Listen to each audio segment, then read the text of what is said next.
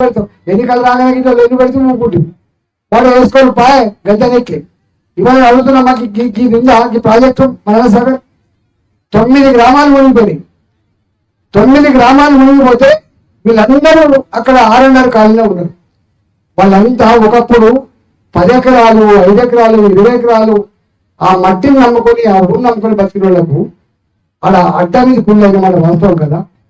చెట్టుకోలు పుట్టుకోలు అయిపోయింది.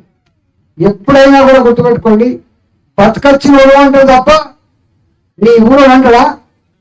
బతకచ్చిన అంటాడు. ఒకనాడు అన్నం పెట్టిన నా రైతు మల్లన్న సాగర్లో మునిగిపోయిన కర్మానికి గజ్వెల్ అడ్డా మీద కూలిగా మారిపోయిన వాడు వాస్తవమా కాదా?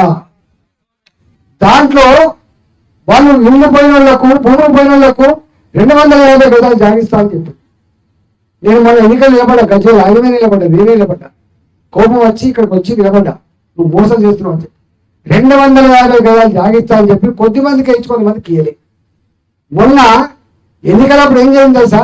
అయ్యో ఓట్లు వేసేటట్లేదు వీళ్ళని చెప్పి రాత్రి కలెక్టర్ని పంపించి ప్రతి కుటుంబానికి 250 గజాలు ఇస్తా అని చెప్పి ఒక దొంగసారి పిలిచి ఇంతవరకు పాస్ కాదు. 5 లక్షల రూపాయలు 18 సంవత్సరాలు నిండిన వాళ్లకు 5 లక్షల రూపాయలు కావాలి ఎగబెట్టింది. మొన్న మళ్ళీ నేను పోయిన తర్వాత ఇక మీకు ఇంత తప్పు అయిపోయిందని చెప్పి ఒక సర్టిఫికేట్ ఇచ్చి ఇప్పటిదాకా పాస్ కాదు. లక్షల రూపాయలు ఎక్కువ ఇస్తా అని చెప్పి అంటే మీకు ప్రాజెక్టు కట్టొద్దని ఎవరు అంటలేదు. భారతీయ జనతా పార్టీ మల్లన్న సార్ కట్టుకోను, నువ్వు కొండపోజామ సార్ కట్టుకో, లేకపోతే రంగనాగ సార్ కట్టుకో. కానీ నీకు అర్థం కావాల్సింది ఏంటంటే ఆ మనిషికి ఆ ఊరుకుండే బంధం వెలగట్టలేని బంధం ఉంటుంది. గుర్తుపెట్టుకోండి. ఇది చాకవుల్లో వాడా అంటారు, ఇది శాలలో వాడా అంటారు, ఇది తెలుగులో వాడా అంటారు. అంటే ఊరు పట్టు ఉంటుంది.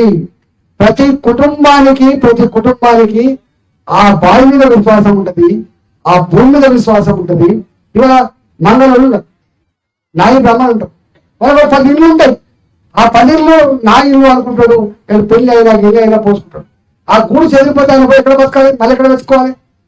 రజకులు ఉంటారు. అమ్మ నేను నాకు 20 ఇళ్ళు ఉన్నాయంటారు. మీరు తెలుసు మహిళా పోటు పోసే కాడ అక్కడ ఇక్కడ ఉంటారు. ఇలా వాళ్ళు ఎక్కడ పోతారు చెప్పండి? కొంతమందికి అయితే రెక్కల కష్టాన్ని మాత్రం నమ్ముకుని ఉంటారు. నాకు 50 గొర్రెలు ఉన్నాయి, నా గొర్రెలు కల్చర్ తీసుకుపోయి మేపుకునేది. ఇవాళ చదివిపోయింది, ఎక్కడ పోయి బతకాలి 50 గొర్రెలతో?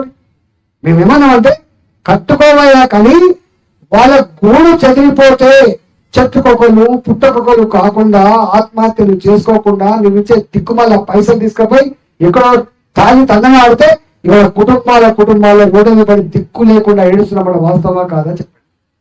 నేను వ్యతిరేకిస్తానే మల్లన్న సాగర్ని చాలా మంది అంటారు. కానీ ఏ మల్లన్న సాగర్లో 9 గ్రామాల పేర్లు కూడా బతుకులన్నీ కూడా సిద్ధమైపోయి ఇవాళ నువ్వు నీళ్లు పాలిస్తా అంటున్నావో మంచిదే, కానీ వాళ్ళని కూడా ఏడవకుండా కన్నీళ్లు లేకుండా చూసుకునే బాధ్యత కేసీఆర్ పైన ఉందా లేదని చెప్పండి. వాళ్ళు ఉద్యమాలు చేస్తే దాడి దెబ్బలు కొట్టిండ్రు, కొట్టే ప్రయత్నం చేసిండ్రు, కేసులు పెట్టిండ్రు, బెదిరించిండ్రు, ఎన్ని చేసినా మీకు తెలుసు. అందుకని ఇవన్నీ భారతీయ జనతా పార్టీ నరేంద్ర మోడీ గారి గురించి నేను ఎక్కువ చెప్పాల్సి అక్కర్లేదు. కష్టకాలం వచ్చినప్పుడు ఎట్లా ఆదుకుంటారో మనం చూసినాం. ఇవాళ దేశంలో ఎక్కడ అల్లర్లు లేవు, దేశంలో ఎక్కడ కూడా ఇలా పేదరికం ఇప్పుడే బయటపడే పరిస్థితి వచ్చింది. ఇవాళ భారతదేశం మీకు ఆర్థికంగా తెలియదు, కానీ ఇవాళ ఉద్యోగాల కల్పనలో మన ఆర్థిక పరిపుష్టిలో మనకు ఆపదలో ఆదుకునే దాంట్లో నరేంద్ర మోడీ గారు మన వెంట ఉంటాడు. పేదోళ్ళ బిడ్డ కాబట్టి ఆ పేదోళ్ళ బిడ్డను ఆదరించాలని చెప్పి మేము ఈ బస్ యాత్ర చేస్తా ఉన్నాం. కాబట్టి తోగొట్ట గ్రామంలో కూడా నరేంద్ర మోడీ గారిని ఆశ్రయించమని, భారతీయ జనతా పార్టీని అండగా ఉండాలని చెప్పి కోరుతూ మీ మాజీ ఎమ్మెల్యే గారు ఇక్కడ వచ్చి సమయంలో ఫోన్ వస్తే ఆయన వేరే పనిగా వేయండు, వారు కూడా మాట చెప్పాలని చెప్పండు. మీ రఘునందన్ రావు గారు ఇవాళ మీ అందరికీ పేరు పైన ధన్యవాదాలు తెలుస్తూ సెలవుస్తున్నా. జై తెలంగాణ, జై తెలంగాణ, జై తెలంగాణ, జై శ్రీరామ్, జై శ్రీరామ్. భారత్ మాతాకి, భారత్ మాతాకి. నరేంద్ర మోడీ నాయకత్వం